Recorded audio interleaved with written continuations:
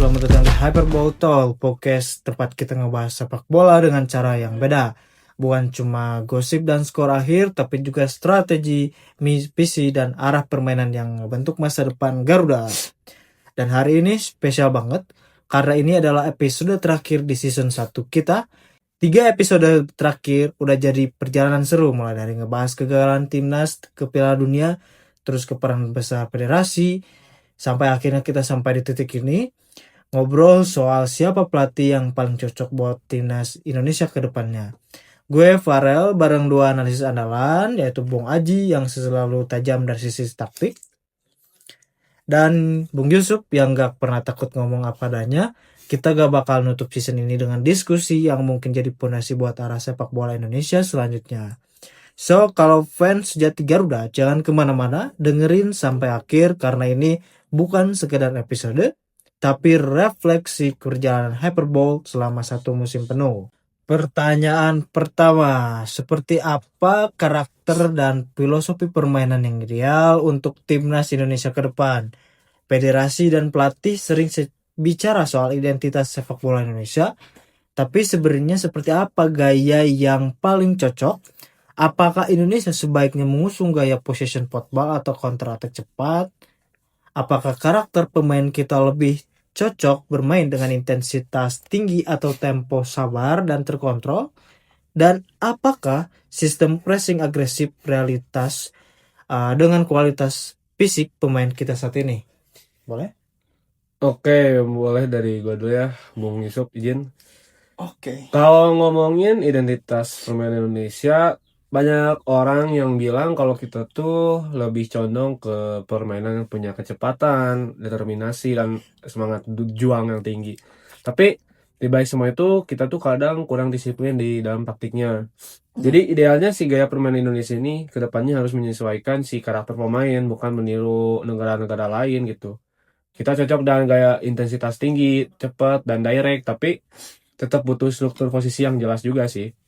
Nah, kalau misalnya berbicara tentang position football, mungkin ya itu keren lah dan emang digunakan buat beberapa klub atau negara besar. Tapi itu belum tentu efektif sih buat kemampuan kontrol dan pengambilan keputusan pemain kita yang belum merata gitu. Dan juga kalau buat counter attack sih menurut gua bisa jadi lebih realistis ya. Karena pemain kita tuh lincah yang punya daya eksplorasi dan akselerasi yang tinggi gitu Ya, buat dari betul. sayap-sayap kita. Yang penting tuh ya bukan gaya mana yang lebih modern sih menurut gua, tapi mana yang lebih bisa konsisten dan bisa dijalankan dari level muda sampai senior. Oke, Gimana? kalau menurut gue sih, jadi pelatih itu harus bisa ngebaca lah ketika kita lawan tim yang low block, berarti kita harus bisa menguasai bola sebaik mungkin, ataupun kita lawan tim yang lawan tim yang possessionnya lebih tinggi, kita harus bisa manfaatin peluangnya. Nah, untuk gaya permainan sih nggak ada yang diharuskan ya, possession football atau apapun.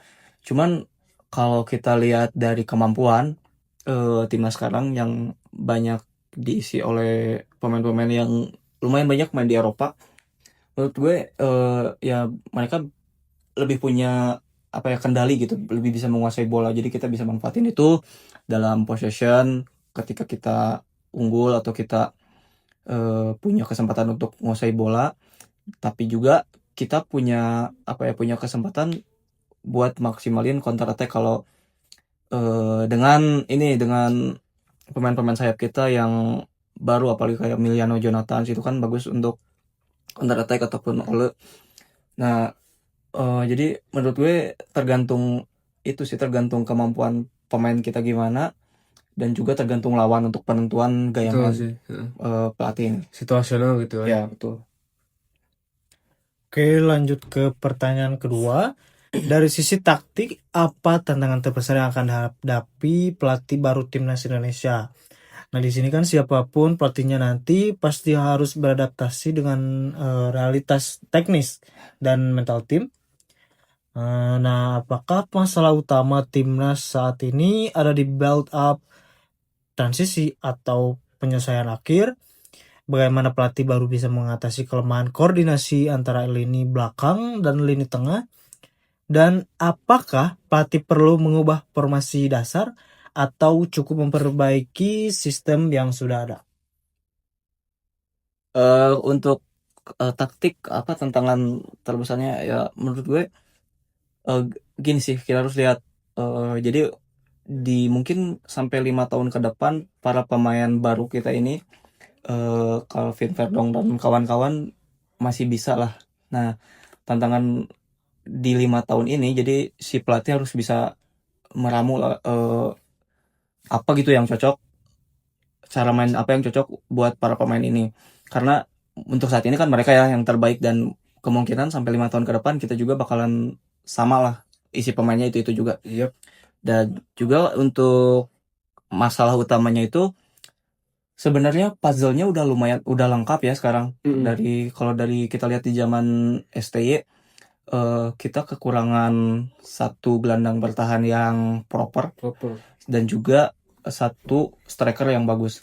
Nah, kita itu sekarang udah punya Joy Polipesi dan juga Ole ataupun Zilstra dan Miliano yang punya kemampuan untuk nyetak gol, sementara Joy di gelandang bertahan itu udah bisa ngekontrol dan juga bisa motong serangan dengan baik. Dia sebagai destroyer yang bagus lah. Nah ya, jadi puzzle-nya udah lengkap sih sebenarnya. Jadi ini pelatih kita yang baru ini harus bisa harus bisa memanfaatkan gitu kualitas pemain yang ada. Betul. Dan juga harus bisa memanfaatkan ya di sisa 5 tahun ini, karena mereka setelah 5 tahun ini mereka udah pada tua gitu, udah nggak bisa lagi bermain seprima sekarang itu sih. Nah, kalau dari pandangan gue sendiri, masalah klasik yang kita alami itu selama ini ya masalah build up ya, dari belakang ke depan yang belum rapi, yang bisa dilihat dari ya contohnya kemarin tuh yang pertandingan dari Arab Saudi yang ya di situ lebih jelas banget gitu ya, dari build up dari yang belakang ke depan tuh belum rapi. Terus juga transisinya yang kadang bocor dan juga miskomunikasi juga, terus finishing juga belum stabil lah gitu. Jadi kalau di antara lini belakang dan tengah tuh kadang juga lemah, terutama kalau misalnya kita lagi kehilangan bola nih, karena jarak antar lini terlalu jauh, akhirnya ya nggak ada yang menutup ruang buat musuh. Nah, jadi si pelatih baru ini tuh harus bisa memperbaiki struktur tim tanpa bikin pemain tuh kehilangan percayaan dirinya. Jadi kadang bukan formasinya yang salah, tapi pemahaman antara pemain yang belum sejalan. Ya. Mungkin pelatih gak perlu sih langsung ubah sistem besar-besaran, tapi ya pelan-pelan aja gitu, refine sistem yang udah ada supaya stabil dulu, baru ke revolusi taktik. Tuh. Karena secara sistem yang dibangun Sintayong itu udah bagus ya. Udah bagus banget itu. Ya kita bisa sampai ke hampir masuk ke Piala Dunia itu kan sebuah prestasi yang luar biasa. Jarang banget gitu, udah berapa dekade kita bisa ya, sampai bahkan belum pernah. Iya, belum pernah. Oke, lanjut ke pertanyaan ketiga. Seberapa penting pengalaman internasional dan fleksibilitas taktik bagi calon pelatih timnas? Pelatih top bukan cuma soal reputasi aja ya, tapi kemampuannya menyesuaikan gaya dengan pemain yang dimiliki. Nah, apakah lebih baik pelatih dengan gaya khas tertentu, misal kayak Korea Selatan, Jepang, atau Eropa Timur? Dan apakah pelatih asing otomatis lebih unggul dalam membangun struktur permainan yang modern? Dan seberapa penting kemampuan membaca lawan di level Asia atau kesuksesan timnas? Oke, jadi untuk pertanyaan ini menurut gue pelatih dari mana aja bisa aja sih, nggak harus dari Belanda gitu kan, nggak harus dari Jepang atau Korea, selama dia punya wawasan taktik yang bagus dan mampu bisa membangun organisasi gitu. Iya betul, dan ya seperti yang tadi bilang bisa menyesuaikan gitu untuk lawan, seperti misal lawan yang bertahan cukup dalam, pendekatan taktiknya seperti apa, atau untuk lawan yang lebih bisa menguasai bola pendekatannya seperti apa. Jadi taktik itu nggak harus saklek gitu, nggak harus selamanya possession taktik, possession football itu sepak bola yang terbaik. Nah, untuk taktik itu sebenarnya berbanding lurus dengan teknik pemain. Jadi jika teknik pemainnya bagus, pemahamannya bagus, taktik itu akan jalan. Betul. Nah, gimana cara taktik itu jalan ya? tadi harus klik si antara teknik dan taktiknya ditambah dengan kemampuan pelatih untuk menerjemahkan taktik tersebut. Betul banget. Nah, untuk apakah kemampuan membaca level penting? Ya penting, soalnya kita nggak bisa senaif itu menggunakan sepak bola menyerang atau sepak bola bertahan. Kita juga harus lihat lawannya dulu biar kita bisa efektif gitu untuk secara permainan bisa menghasilkan gol dan juga bisa minim kemasukan gol. Itu sih. Nah, kalau dari gue sendiri, kalau misalnya ditanya seberapa penting sih pengalaman internasional dan fleksibilitas taktik bagi calon pelatih timnas, itu ya gue rasa penting banget ya. Karena di level timnas, pelatih itu harus bisa adaptif terhadap lawan. Tuh, setuju tadi yang kata Bung Yusuf bilang. Yang misalnya tim lawan tuh berbagai macam gaya permainan dari tim cepat yang misalnya kayak Korea gitu kan ya, sampai yang tim sabar kayak Jepang. Jadi si pengalaman internasional itu membantu si pelatih itu membaca pola permainan lawan dan menyesuaikan taktik dengan cepat. Nah, si pelatih asing nih secara di atas kertas tuh memang sering lebih unggul lah dalam secara struktur dan pengalaman Betul. bangun organisasi tim. Tapi itu bukan berarti kalau misalnya si pelatih lokal tuh nggak bisa. Ya. Asal dikasih waktu sama dukungan sistem yang kuat sih menurut gue itu pelatih lokal tuh bisa lah bersaing dengan pelatih asing. Yang paling penting sih ya fleksibilitas itu tadi, fleksibilitas taktik dan kemampuan membaca situasi di lapangan. Karena di level Asia tuh perbedaan tipis antara menang dan kalah tuh sering ditentuin dari keputusan kecil di momen-momen krusial gitu. Ya untuk sekarang sih pelatih lokal belum ada ya yang Belum levelnya sih. setara gitu. Ya. Karena kembali lagi mungkin pelatih-pelatih kita banyaknya jadi asisten untuk di tim-tim luar, kayak Coach Kurniawan gitu yang yang pernah di Komo. Nah, ya untuk saat ini sih kualitas pelatih lokal belum ada yang di level level yang Bisa menyaingi lah. bisa menyaingi atau setara sama Coach Sintayong ya. Jadi mungkin pelatih lokal ya bisa kalau dikasih kesempatan kayak Coach Nova tuh kan itu udah lumayan ada progres yang menjanjikan gitu Sampai sebagai bisa pelatih ya. Ya bisa masuk ke Piala Dunia U17 itu. Nah itu, tapi kan belum tentu kualitasnya sama gitu. Jadi untuk pelatih lokal mungkin bisa dilibatkan dulu aja di tim kepelatihan untuk belajar secara langsung. Itu sih. Oke, lanjut ke pertanyaan keempat. Bagaimana pelatih baru bisa memaksimalkan potensi pemain muda dan juga naturalisasi yang ada saat ini? Timnas Indonesia kini punya campuran diaspora yang unik ya. Betul. Antara pemain muda lokal dan juga pemain dari diaspora tersebut. Nah, apakah pelatih baru harus berani memainkan pemain muda di laga besar? Bagaimana menyeimbangkan gaya bermain antara pemain lokal yang cepat dan juga pemain diaspora tersebut yang lebih taktikal? Dan apakah perlu dibuat sistem pelatihan yang menyatukan filosofi antara timnas U19, U23 dan juga senior? Bagaimana menurut Bung Yusuf dan Bung Haji? Oke, jadi untuk pemain muda main di laga besar ya sebenarnya itu kan keputusan di tangan pelatih ya. Pelatih yang tahu waktu latihan gimana, sebelum pertandingan gimana, kesiapan pemain itu kan pelatih yang tahu, yang bisa menilai. Juga untuk cara menyeimbangkan pemain lokal dan diaspora ya sebenarnya dengan adanya pemain lokal atau pemain muda yang kemarin kita bawa di level Asia ataupun di Piala Dunia itu kan udah lumayan ngasih pengalaman yang berharga ya buat para pemain muda biar tahu gitu gimana atmosfer permainan di level yang lebih tinggi dari liga kita. Nah, untuk sistem pelatihan ya menurut gue sih penting untuk jadi dari timnas U15 mungkin ya yang paling muda sampai ke senior itu harus harus sejalan gitu. Betul, cara bermainnya, setuju. Dasar filosofinya gimana, cara bermainnya gimana, karena kan nanti si pemain timnas 15 ini kan promosi ke 17, ke 23, ke 19, ke 23 dan ke senior. Betul.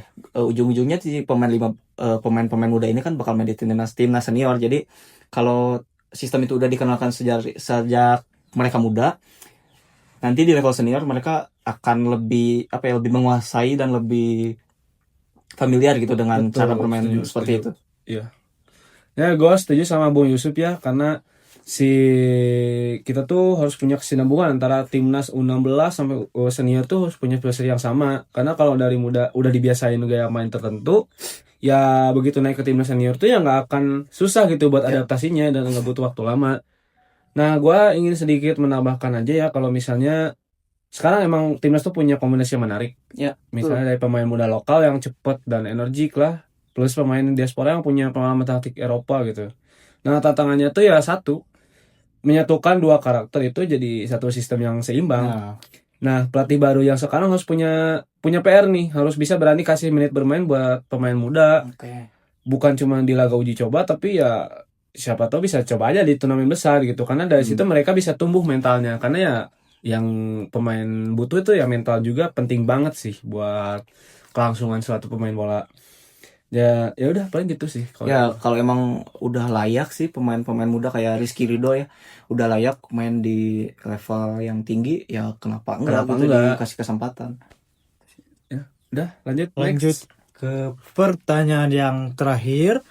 Apa kriteria utama yang seharusnya diprioritaskan dalam memilih pelatih timnas Indonesia yang berikutnya? Nah, publik sering fokus ke nama besar, tapi dari sisi teknis teknis dan praktik. Dan apa faktor yang benar-benar sangat penting? Apakah kriteria utama adalah kemampuan membangun sistem, bukan sekedar hasil yang cepat? Seberapa penting komunikasi dan pemahaman budaya sepak bola di Indonesia bagi pelatih baru? Dan apakah lebih realistis mencari pelatih jangka panjang dengan program 4 sampai 6 tahun dibanding pelatih proyek jangka pendek? Oke, kalau dari gua sendiri ya, nama besar tuh bisa dibilang memang penting lah gitu ya. Tapi si nama besar itu bukan segalanya. Yang utama itu ya justru kemampuan membangun sistem yang tadi udah dibilang beberapa kali, dan juga filosofi permainan yang mempunyai jangka yang panjang. Si pelatih itu harus ideal dengan bisa kerjasama dengan federasi, paham karakter pemain Indonesia itu sendiri, juga bisa komunikatif gitu, nggak cuma ke pemain tapi ke publik dan media, karena media itu emang penting banget lah gitu ya bisa dibilang. Selain itu si pelatih juga harus punya long term project mindset. Nah itu tuh lo dirasa menurut gue tuh lebih cocok lah gitu, daripada ganti pelatih tiap 2 tahun harus mulai dari nol lagi. Ya. Mending punya satu pelatih sama program 4 sampai 6 tahun yang konsisten dan jelas arah mainnya.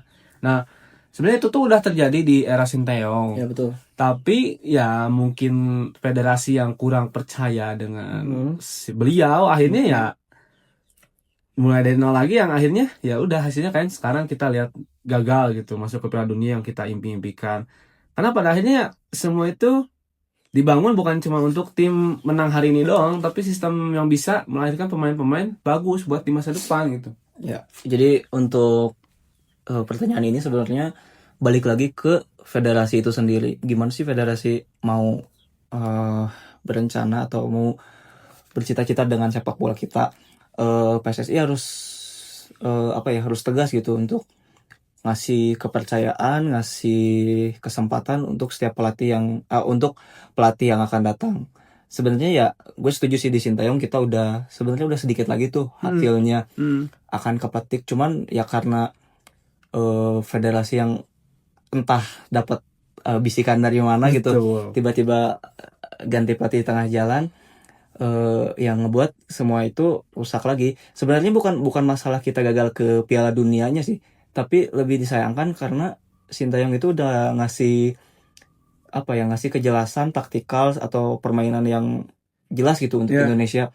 Nah itu yang hilang, dan itu yang sangat disayangkan gitu, karena nggak gampang ngebangun sistem dari awal lagi itu. Sintayong kan kita tahu berani motong generasi lah, dan juga bisa ngasih kesempatan ke pemain muda.